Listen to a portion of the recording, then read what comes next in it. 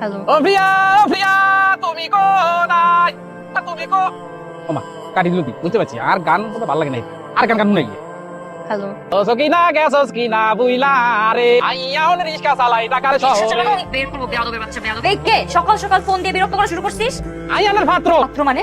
আবার নেই কি কইলি আন্নে রাস্তার মধ্যে পোস্টার টাঙ্গাইছে পাত্র চাই। পাত্রর গলা যেমন তেমন না, কিন্তু গান ভালো লাগবে। এই তাই আন্নের ফোন করে দিছি। কোনটা?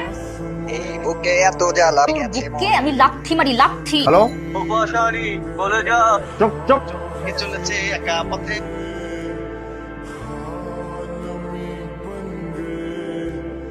সকাল থেকে শত শত ফোন আসছে। শান্ত হও। এই অকাজটা কে করছে আমি বুঝতে পারছি।